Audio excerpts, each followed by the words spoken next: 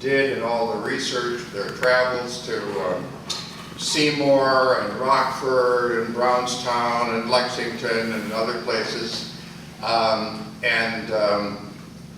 It's really been great working on this project.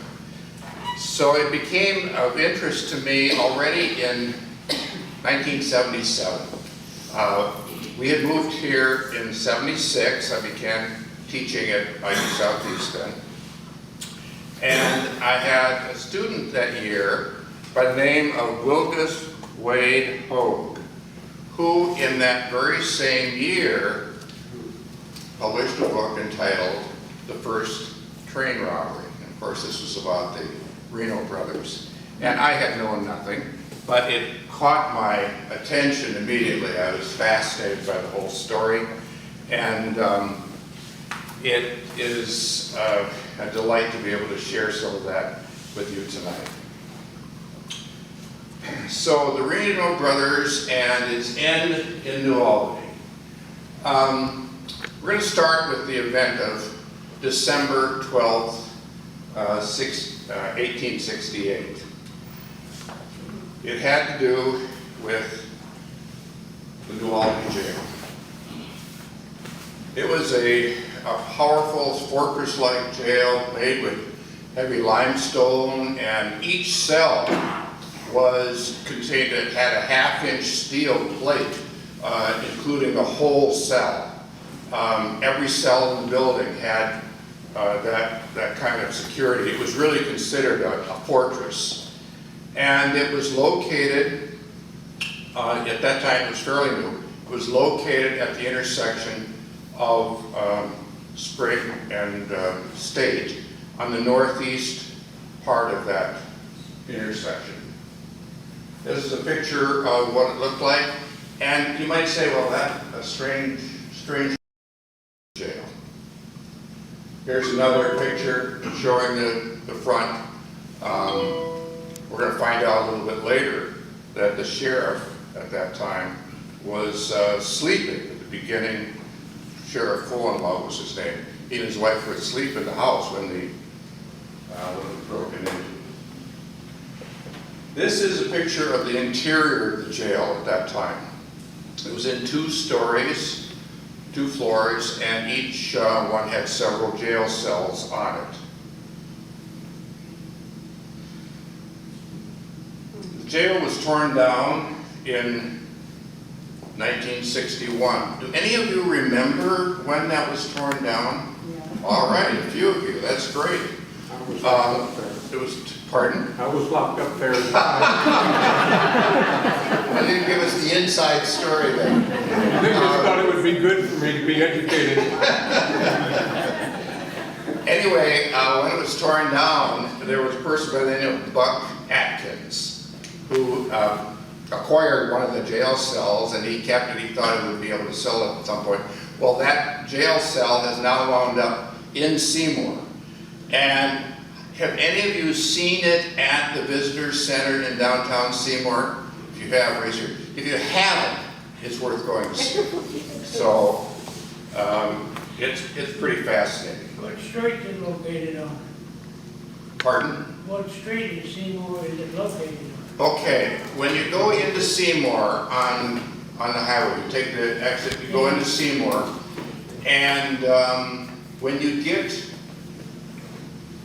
to a place where the railroad crosses, it's just to the right of that. Just to the right of that. It's actually an old depot building that they turned into a visitor center and museum. It's Broadway. On Broadway, okay. Yeah, we turn right on Broadway. All right, good. So this cell, this is the interior of the cell. That was Charlie Anderson's cell. Charlie Anderson was one of the 4 people involved in that. This is a picture, and it apparently is the only known photo of John Reno. Excuse me, this is a Frank Reno, I'm sorry, I misspoke. Frank Reno. Frank and John were the 2 older brothers in the Reno family, and they at various times were the heads of the Reno Brothers Gang. There were 3 Reno brothers who were in jail in New Albany in December of 1868. And they were Frank, William, and Simeon. Now, early on, John had been a leader of the gang, also John Reno. But for reasons that we'll find out a bit later, he was not in the jail in New Albany at that particular time. The 4th person was Charlie Anderson, who had been a gang member. The gang was, of course, much bigger than just the Reno brothers. There were 4 Reno brothers who were involved in the gang, and then lots of other people as well. So the people who were in the jail at that particular time were Frank, William, and Simeon Reno, and then Charlie Anderson. At 2 in the morning, December 12th, there was a main guard, Luther Whitten, and inside the jail, Thomas Matthews.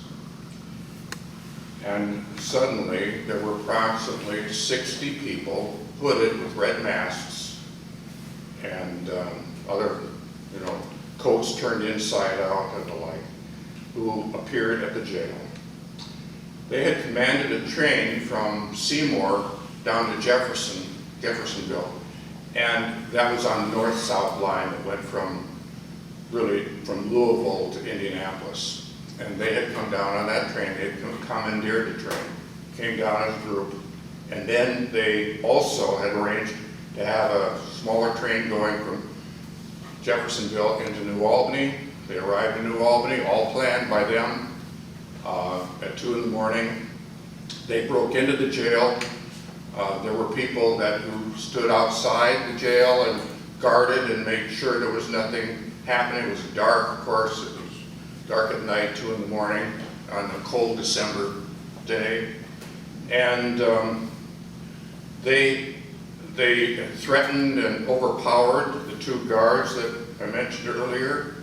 They broke in, and the sheriff, Fullenlove, was upstairs in the house asleep along with his wife. He heard the noise, came down. He tried to get him to stop him to leave. He was shot and then banged hard on the head with a gun.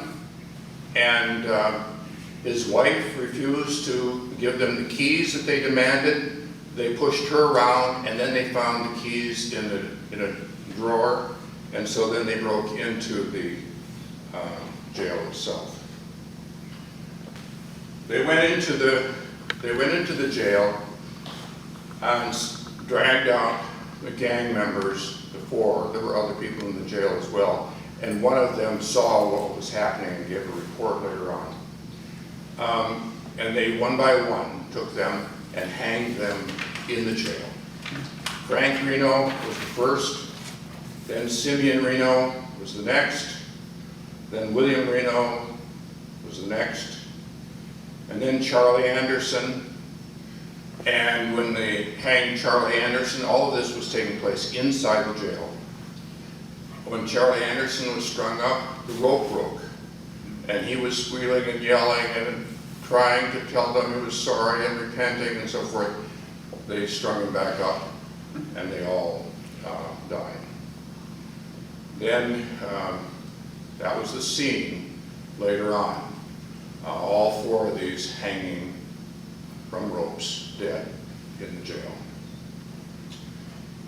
The gang, the vigilante group escaped. They went back to the train, went the entire way, and then they got off the train, and they had arranged for horses and wagons to take them back. Okay, so that's a little bit about what happened on December 12th, 1868. It made the news nationwide. And we're going to see later on it had international implications. So we have to, well, this is a picture of Sheriff Fullenlove. This is where they were hanged. Now we're going to get a little background. What led up to all this? So we have to start by talking a little bit about location. It started really in a place called Rockford, which is, I had never heard of Rockford. So how many of you know that there is such a place as Rockford, Indiana? All right. Rockford, Indiana is a tiny little place about 1.5 miles or 2 miles north of Seymour. It's, believe it or not, it's when you go north on I-65 and you go north and then you turn west. When you go west a little ways, it's between that interstate and Seymour. That's where it all started. Rockford was settled in 1813 by the Reno Brothers' grandfather, James Reno, and it actually was quite an important little village for a while. They had a lot of pork packing. It was an early stop on the North-South Railroad that went Indianapolis down to Louisville. It had its own newspaper run by a Dr. Jasper Monroe, who is important for the whole story. And then Seymour didn't exist at all until 1852. And the reason that, well, we'll get to the reason that Seymour came into existence was in 1852. There was an effort, here's Seymour, and the railroad line went down like this. In 1852, there was an effort to now link together Cincinnati and St. Louis with a train line. And that train, there was a person by the name of Meady Shields who tried to make, he owned some property where Seymour is now, and he tried to get the train line to go through that area, which has now become Seymour. Seymour wasn't established until the 1850s, early 1850s, and it was established because of these two main railroad lines crossing. If you go to downtown Seymour, you still see them. They still cross right in the heart of downtown Seymour. And that was where it all really, how Seymour developed. So the Renos had a farm. Here's Rockford. Here's later Seymour. And their farm was to the west of US 31 and on the south side of Rockford. Now, in the 1840s and early 50s, the person who was the Reno brothers' father, Wilkinson Reno, wanted to get a lot more land and buildings in Rockford. He wanted to own more and more, if possible, the whole town of Rockford. And so he would try to buy places, and if the owner refused, the building would mysteriously burn down. So Rockford suffered a series of horrible fires that basically destroyed the town. And the town was destroyed at the same time as Seymour was being developed. And so that kind of shady background of the Reno family, if you will, carries over now big time into the sons.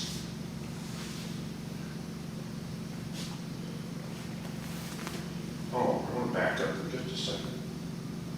This is a picture of an old picture of the farmhouse on the Reno farm. It doesn't exist anymore. That's an old picture. So early gang activities.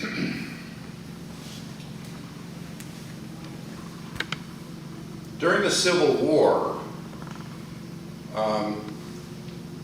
there were some activities that were rumored about. Now there's more and more evidence as we go along.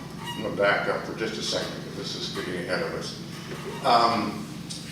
And what happened was that some of the Reno brothers would sign up to go into the Army, the Union Army. And at that point, in the development of the Civil War, people who signed up to go into the military, into the Army, received a special payment at the outset. And one of the things that some people sometimes did, and the Reno brothers were apparently masters of this, is that they would sign up, receive their payment, desert, go someplace else, sign up under another name, desert, go someplace else, sign up under another name, desert, and each time they received what was called a bounty. People who did that were called bounty hunters. And they were people who would enlist, and then another thing they would do is they'd find somebody who wanted a substitute to go in their name, and they'd sign up, they'd be paid for that, they'd go in, and then they'd desert.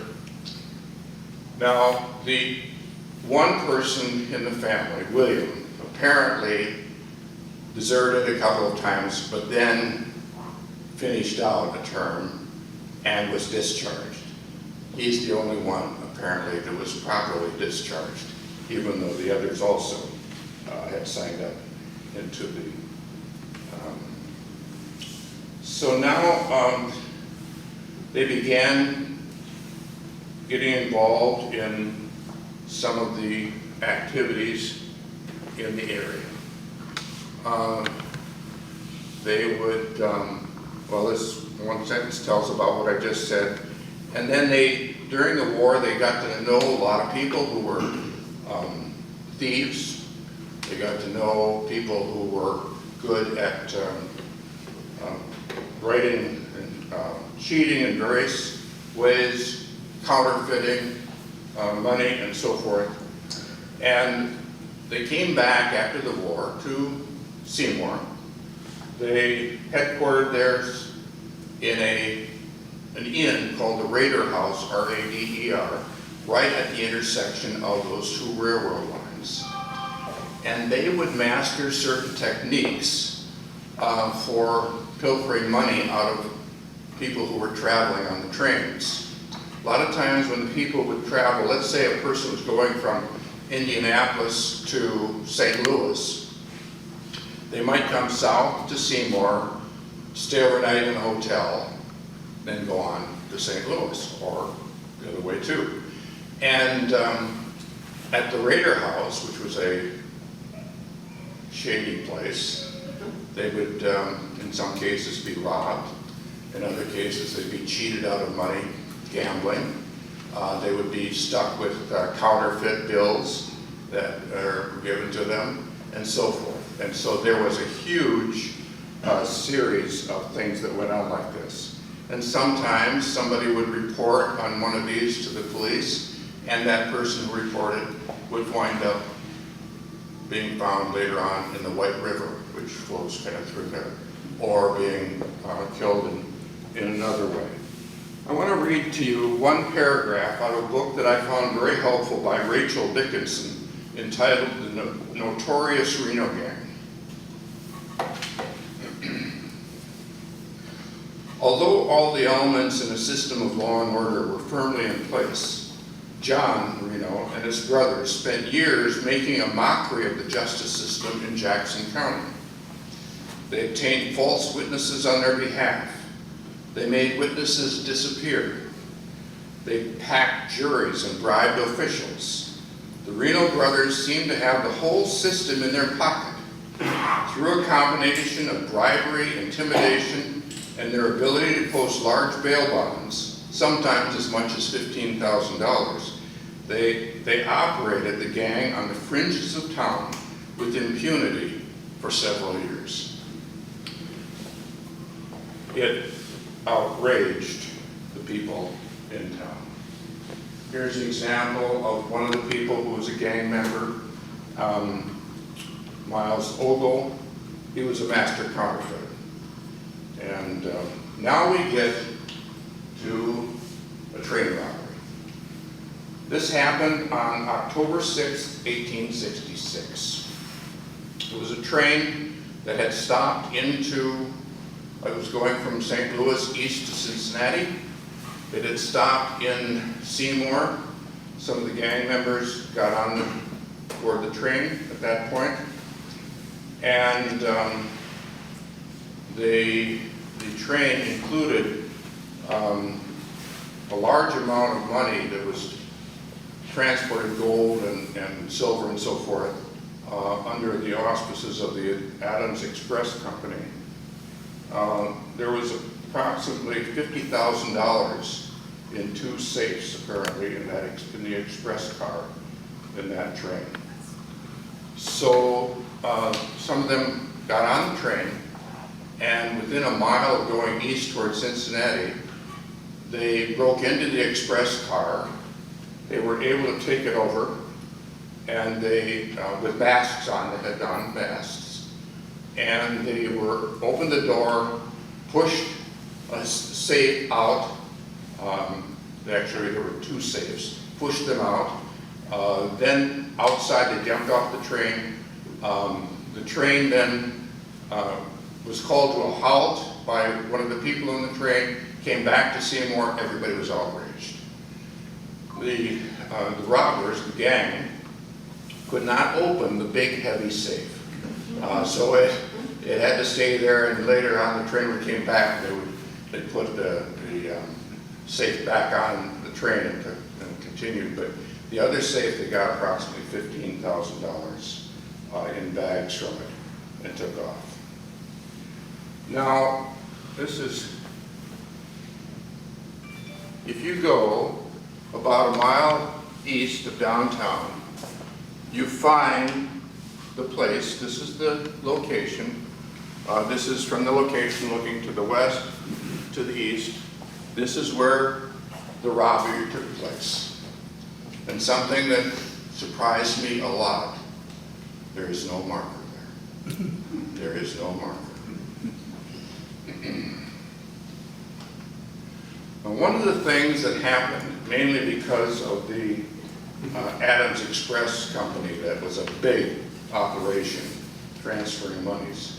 One of the things that happened was that the Adams Express Company contacted Alan Pinkerton, and the Pinkerton Detective Agency was then hired.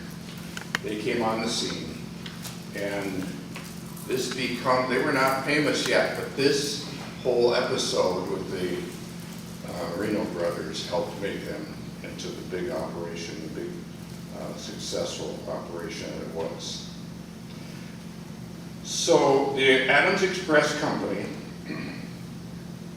was able to indict John Reno and others, but they met bail, and the trial was not scheduled until August of the following year, and so they were free, and they continued their robberies and their other things.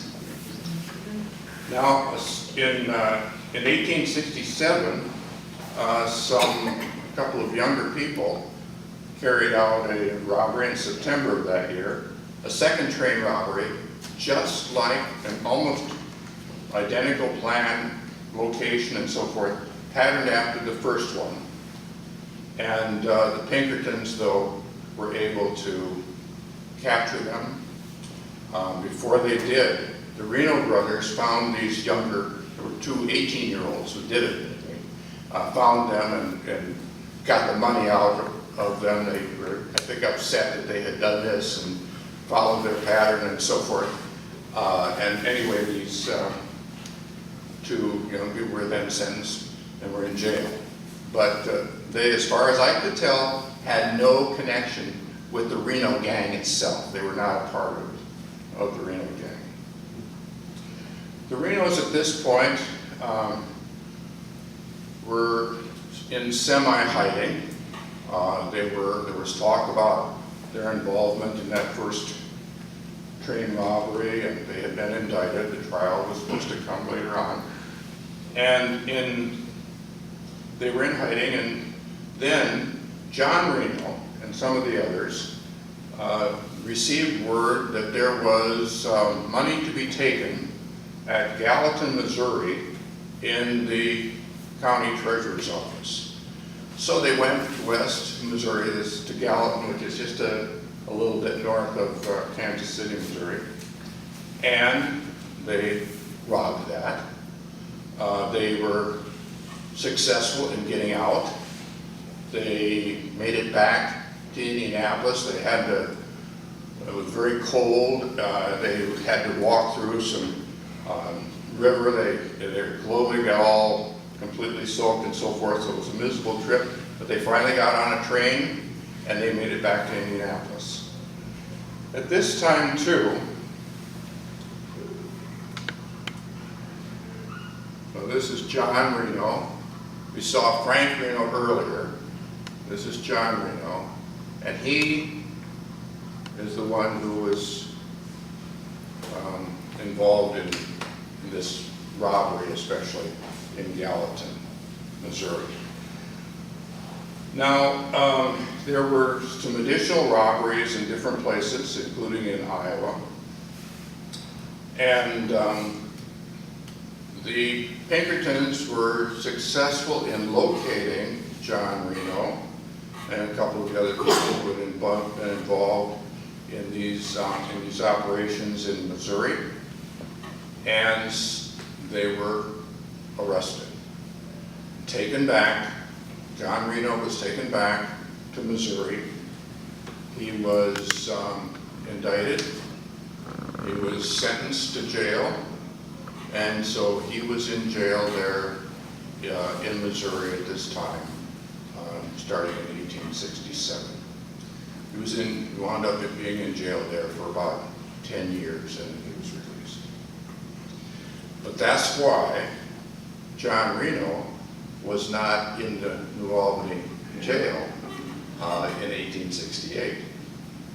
He was in jail in Gallatin, or near Gallatin, Missouri, and being in jail in Gallatin, Missouri, or near Gallatin, Missouri, probably saved his life.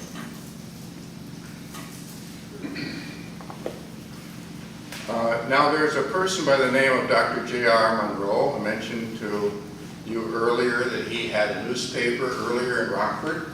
He moved his newspaper down to Seymour, and he was involved then in publishing some things. They really said that we people of Seymour and Jackson County have to take charge of things. We have to do something to get all of this to stop.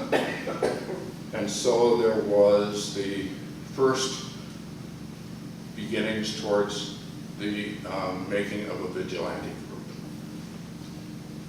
Now we have to turn our attention a little bit towards Scott County. Scott County is south of there, of course. Here's Scottsburg now. Scottsburg did not exist at that time. How many of you know what was the county seat of Scott County way back then? Anybody?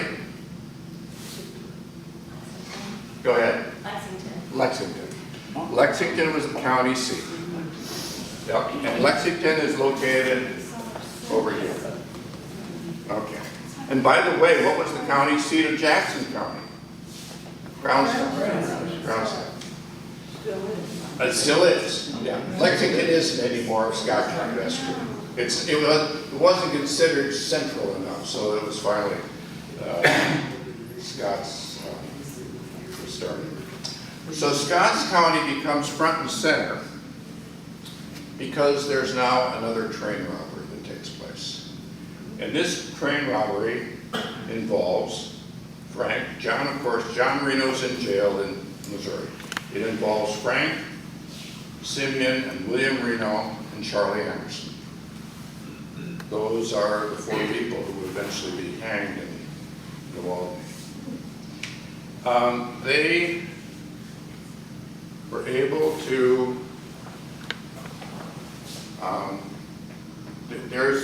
Marshfield in Scott County is just a little bit north of, not very far, maybe a mile, mile and a half north of where Scottsburg is now.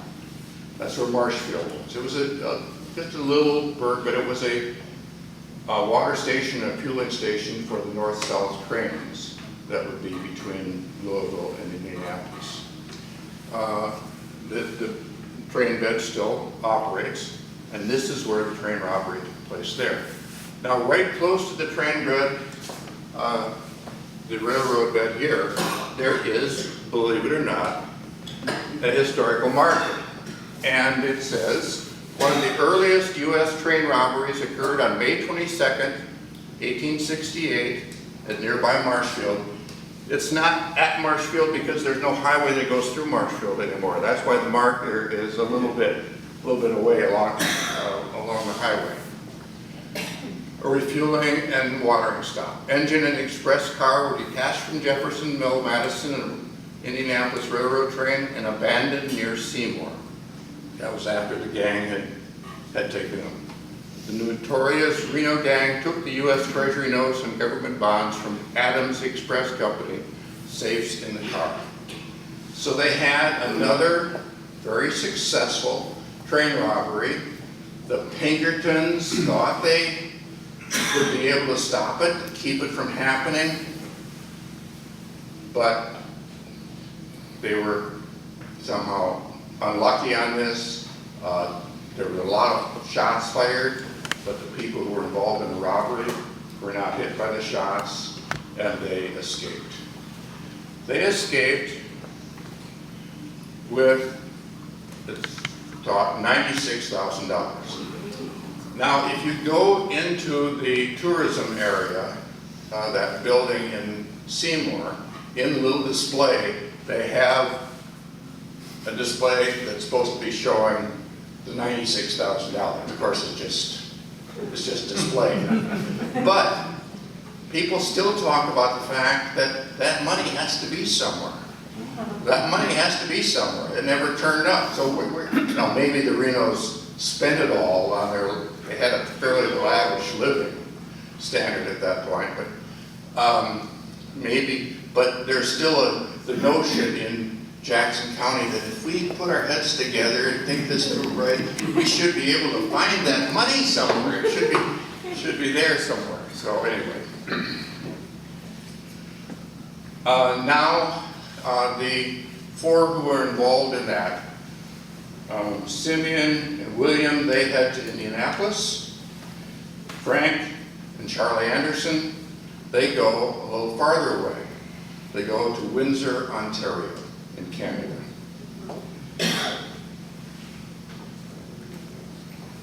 Okay, now we're back in Jackson County. Now, the Pinkertons received some information, and they set a trap for another train on July 10th, 1868.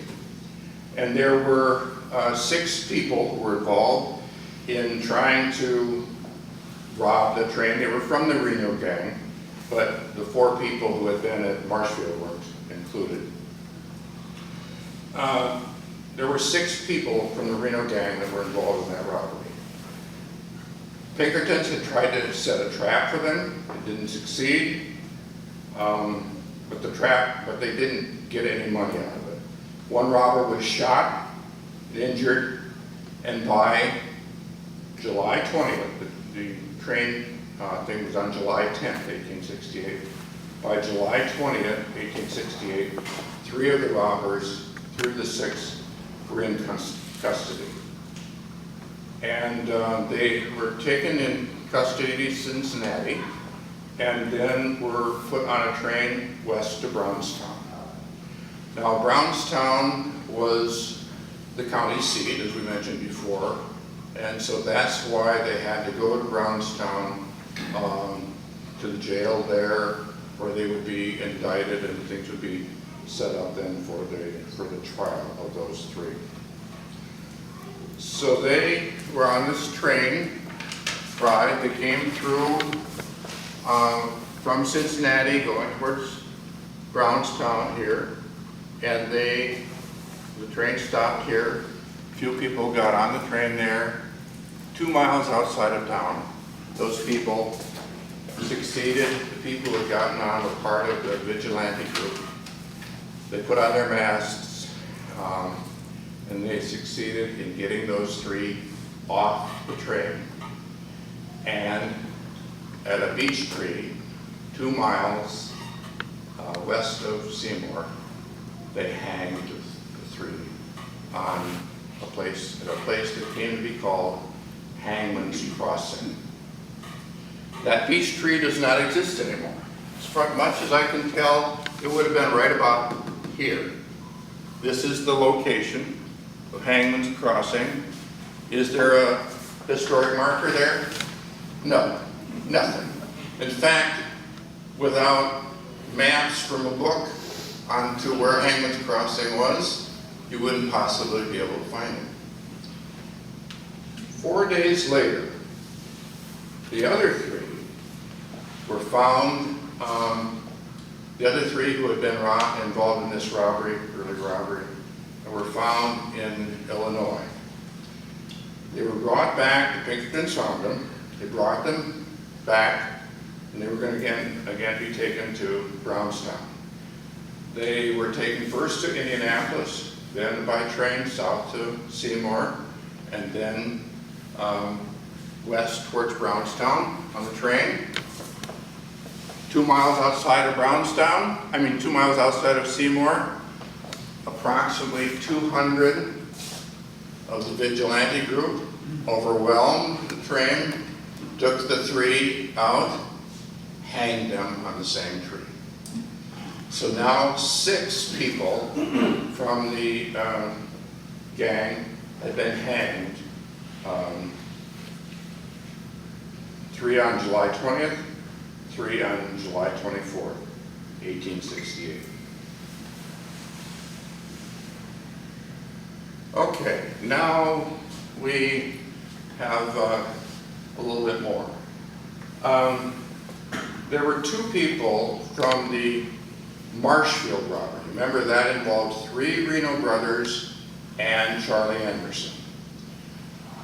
2 of the 4 went into hiding in Indianapolis, Simeon and William Reno.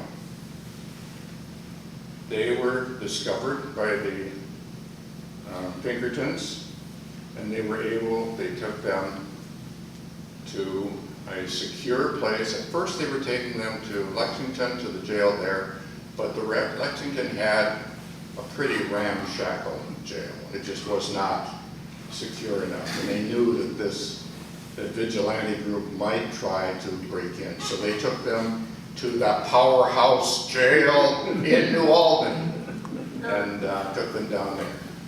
The other 2, Frank Reno, who at this point was the leader of the group, and Charlie Anderson, were in a little village, a little town in Windsor, Ontario, Canada. That was the building where they were.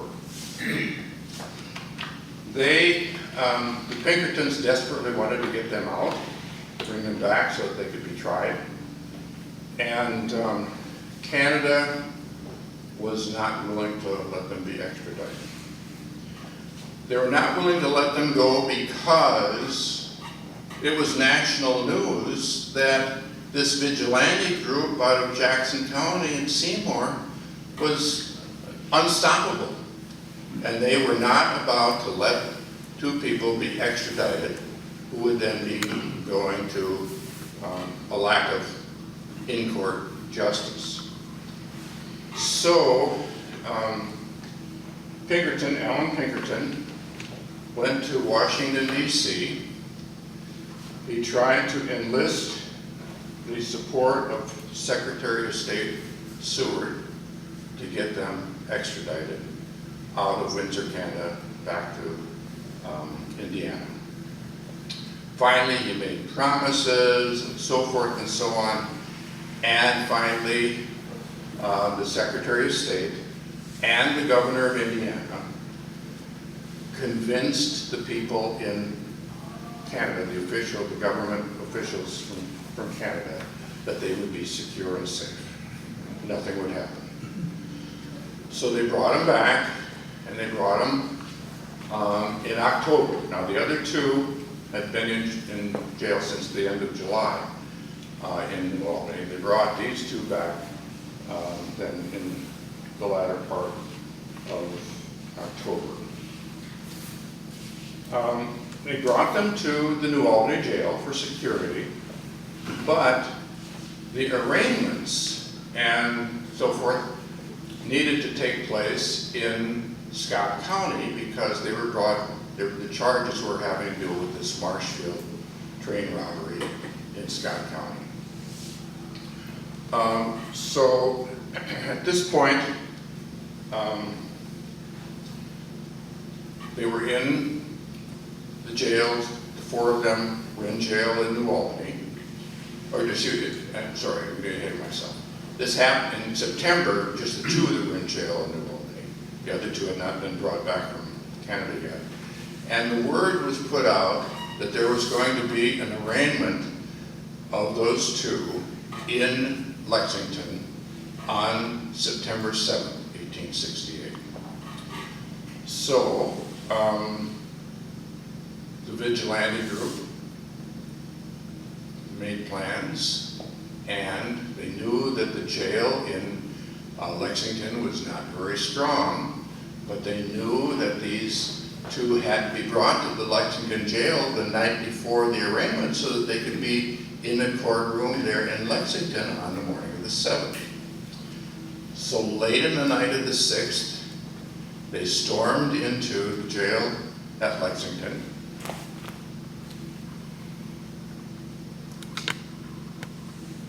And at that jail, they broke in, but it was empty. There were no Renos there. The date for that arraignment had been changed without being publicized. The Pinkertons wanted to wait until the two were also back from Windsor, Canada. So now they're all brought back. They're all in the New Albany jail. And this shows a little bit of Lexington sign. This is the first jail in Lexington. This is the steps that apparently went into the jail from the back side, and it's still visible in Lexington. It's what they have left of the jail, these steps. This is the old courthouse. The jail was over here, the courthouse here in Lexington. And later on, of course, the county seat was taken from Lexington to a new town that was established at Scottsburg. Okay. Now they're transferred to they're in New Albany at the jail. And now what happened on the 12th of December takes place, okay? Now we get, that's we already talked about that. Now we get to the aftermath. Things are not quite over. First of all, the Vigilance Committee puts out a statement, and their theme was Salus Populi Suprema Lex. The well-being of the people is the supreme law. They thought that the justice system had failed completely, and they were not going to let Jackson County, Seymour, and that whole area be ruined. So they said, you know, they put out a statement. They accepted what responsibility for what had happened. Nobody from that vigilante group was ever identified. No charges were ever brought against anybody. But they put out this billboard, and it said that they had done this to save the area, and that they wouldn't do anything more at all unless somebody else from that gang takes up robbery and thievery and so forth again, then they'll be active again. So it was a threat.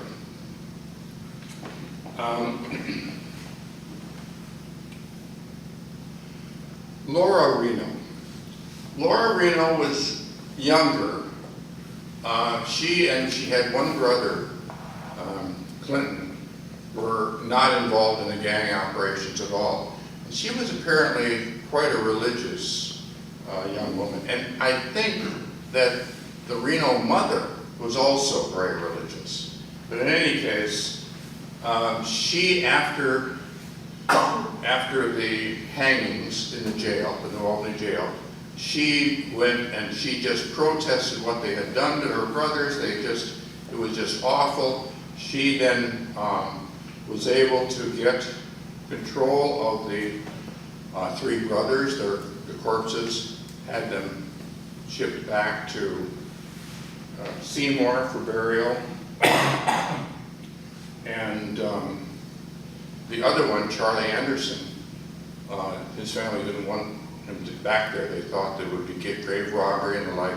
So he is buried in an unmarked grave in Fairview Cemetery in New Albany, Indiana.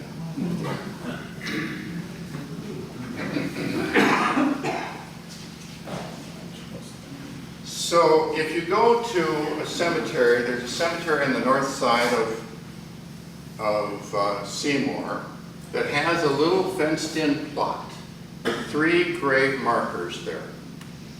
And you'll see there's a little sign there that says, Frank William and Simeon Reno, leaders of the infamous Reno Gang that committed the world's first train robbery at Seymour, October 6, 1866, were hanged by vigilantes in the New Albany jail December 12, 1868, and interred here December 15, 1868.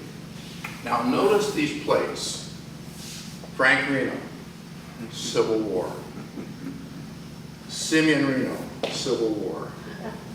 William Reno, Civil War. Notice on the grave, this was taken last fall. Pardon? They have flags. Yeah, 3 flags. So there's a reason for that. And I don't think it's a good, healthy reason, but there's a reason. We'll talk about that a little bit after a bit. So that's where they were buried. I doubt that the corpses are actually at that site because they continue to be worried about grave robbery. Now another thing that happened was there was diplomatic controversy. Both the British and the Canadians said that the United States had not fulfilled its promises, had not made sure that there was justice in the courts brought against the extradited Reno brothers. They're the 2 people, Frank Reno and Charlie Anderson. And apparently, these are the only persons ever held in federal custody to be killed by a mob before being brought to trial. Apparently this is the only time that has ever happened. Now, Secretary of State Seward becomes involved in all this. He assures them that this will never happen again. This will never happen again. He says that it was terrible that it happened. We're going to pass some new laws, and there was another law then passed that really protected extradited people, extradited criminals much more fully. That law was passed on March 5th, 1869. There was also criticism of New Albany. An Indianapolis paper defended the federal government and blamed New Albany. The government is not, and I quote, the government is not responsible for a trial that a mob makes impossible. The blame lies upon the New Albany community. By the way, how many historic markers are there in New Albany having to do with the lynching at the jail? Zero. Why did they tear the jail down then? That's a good question. Some of the older historian types, you know, why did they tear down the post office? Why did they tear down the courthouse? I don't know. But there was a rampant, and you studied that about the rampant. Well, they were old and they had electrical and plumbing problems, so in those days, they just tore them down. Yeah, that's right.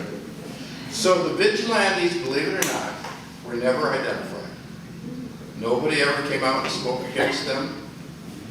I read some things that indicated that the Pinkertons were not unhappy that the vigilantes did some of the things that they did.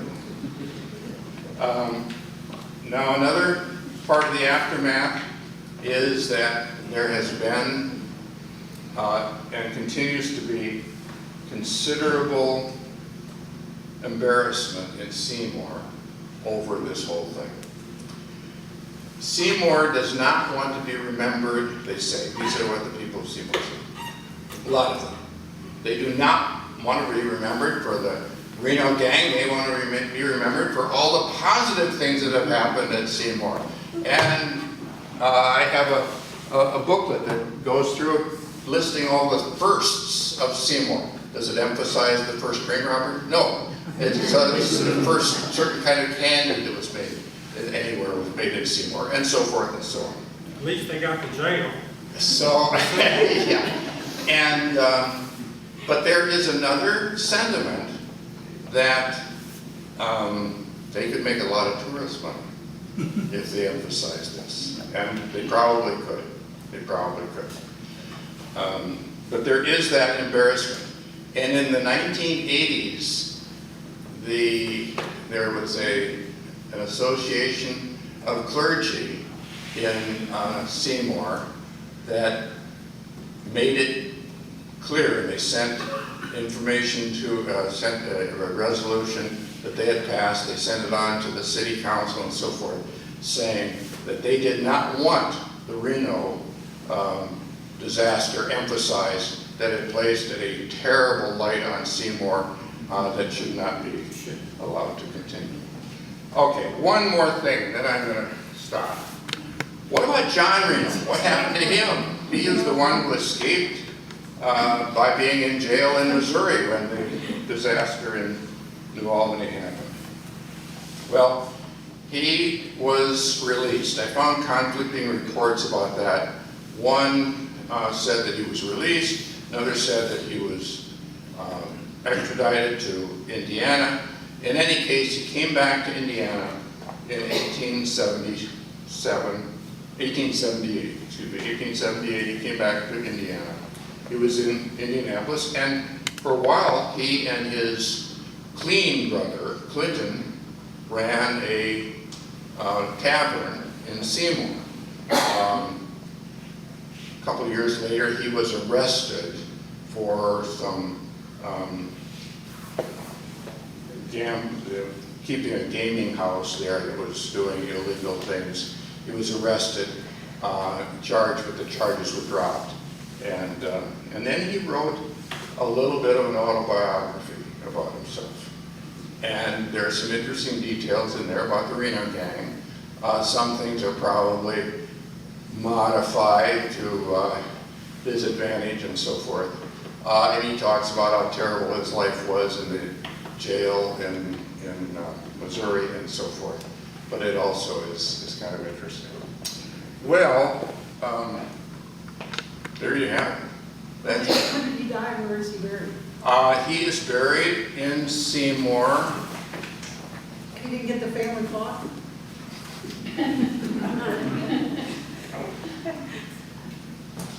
I knew this, but I don't recall. I'd have to get back to you. Okay, and second question, are there any Renos there now? I mean, it's only 100 years ago.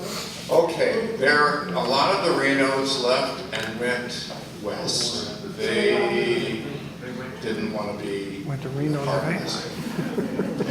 So I don't think there's anybody, at least nobody with the last name. That's what yeah. An interesting thing in this booklet that Curt has, which they have on, that's for sale at the Visitor Center. This one, she's talking about Yeah. So there's no date, publication date, but I think it was written in the 1980s probably. this one. It was written by John Lewis. Yeah. So he actually says that he is not going to mention the names of any of the gang members except the ones that were widely known and published Yeah. at that time, contemporary to the gang, because their ancestors are still in Seymour, and he doesn't want to embarrass anyone. Descendants, you mean? Their descendants, yes, I'm sorry. Descendants are still in Seymour, and he didn't want to It was written in embarrass 2002. Oh, okay. We have a Reno Street in New Albany. Is that connected with the Reno gang? I don't know. Oh. I don't know. I don't know, that's a good question. Yeah. We'll let you check that out. Yes, sir. Yeah, two questions. First of all, did anybody die with these robberies? I have to think them through one by one.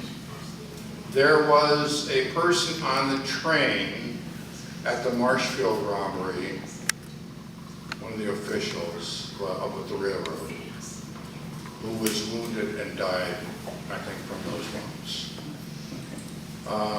But not necessarily every robbery? No. And second of all, did New Albany have a police force at this time? Yes, yes it did, yes it did. But the supreme control over the jail was with the sheriff. Sure. Now, I want to ask you a question. I've got to ask you two questions, okay? That I don't have a firm answer to. Is a vigilante group ever justified? Just think about that for a second. A vigilante group ever justified that does not abide by the courts and the justice, the regular justice system? All right, all of you who say yes, raise your hands. What's the question? Which way do you vote? All right, if you think, is a vigilante group in a desperate situation ever justified? How many, that a vigilante group can take action? How many vote yes? Raise your hands.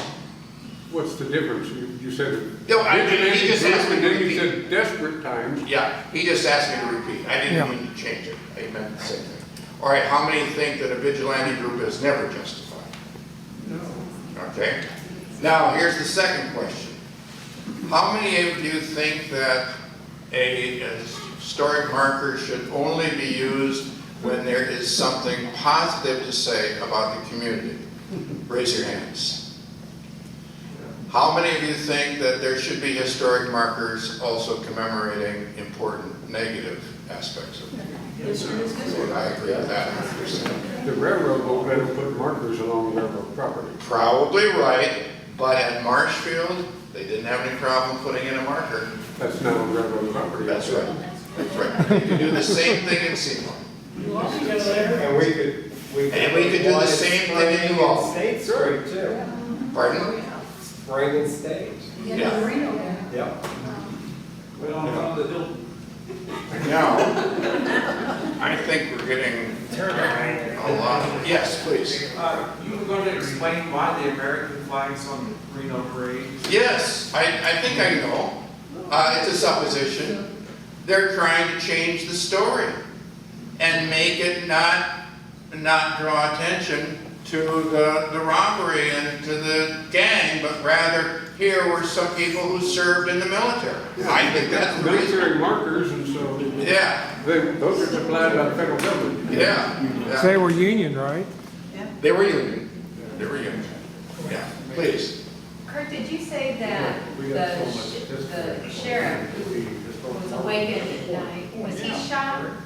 He was shot. Did He he did die? not die from that, but he was shot, and then he was bludgeoned with a rifle. And he is honorably buried in a marked grave in the Fairview Cemetery. in Albany. They allude to his making the sign of the Masonic Order, and many of the vigilantes were also good Masons, and so they did no more other than bludgeon him after he'd been shot. They were going to kill him for resisting, supposedly. That's in the book. Whether true or not, who knows? Yeah. A lot of this is not, yeah, please? Yeah, why did they so overbuild the Floyd County Jail? Because it sounds like those parameters, it was, like you say, it was a fortress. Why, I mean, was there a lot of crime in Floyd County at that time? I think it served as a jail, for the region a little bit in southern Indiana. They wanted some, and not very far away was a federal penitentiary. They wouldn't take except convicted people.